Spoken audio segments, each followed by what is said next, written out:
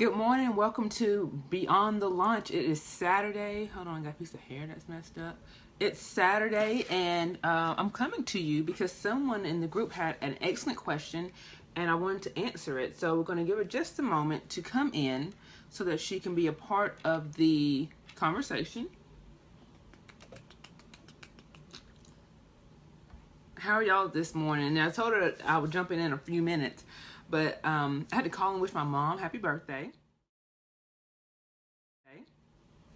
And it's Saturday morning. Like, do people still do Saturday morning chores? Because that's what we were doing this morning, Saturday morning chores.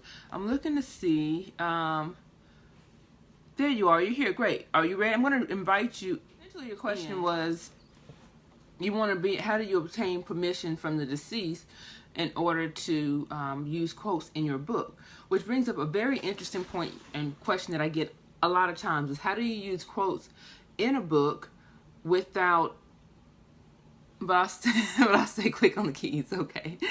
But how do you use quotes in a book without infringing on someone's copyrights? And that's an excellent question, and that's a really great concern. The thing that you have to know is that, first of all, for people that don't know, copyrights protect original works that are in a fixed, tangible form.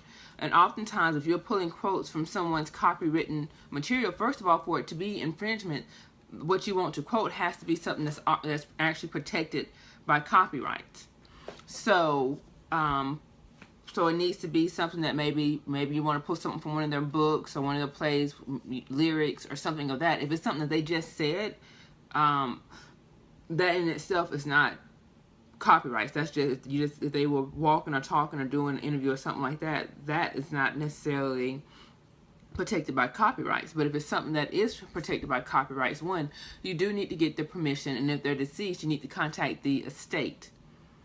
Okay? And two, the main thing that you should know is that depending on how you use the content, and that's what I want to talk to you about, how you use the content, there might be an exception called fair use.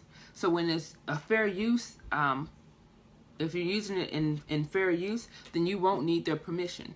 You will still need to give credit to the source, but if you're using that quote in order to kind of critique the quote or teach or something of that nature, which we go more in depth into fair use in the Copyright Mastermind class, because this is the thing about copyrights. This is the reason that Beyonce got in trouble and why she's being sued right now, is because it's not the quantity that matters, it's the quality.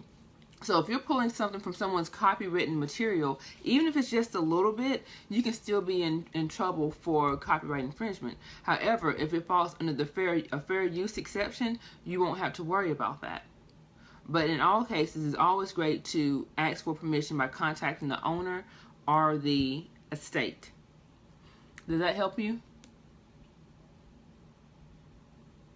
That helps? Okay.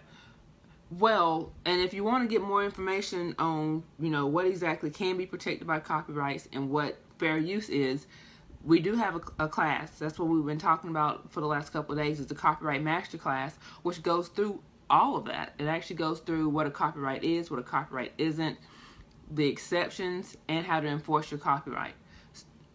So if you're interested in that, then you can go to 30 Days to Launch and look for the Copyright Masterclass. It's called Protect Your Content Copyright Masterclass, and it's on sale for the rest of the day for $99. It's normally $247, but it's on sale right now for $99.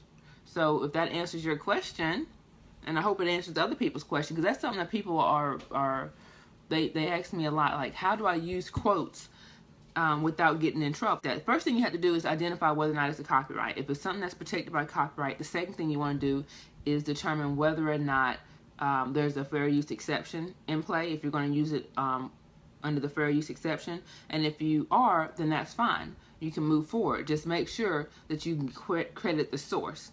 And then if you do your fair use analysis and you find out that it's not fair use, you want to absolutely contact the estate if they're deceased, or contact the owner if they're still living. All right. Well, thank you so much. That was a great question this Saturday morning. I'm going to get back to my Saturday morning cleaning.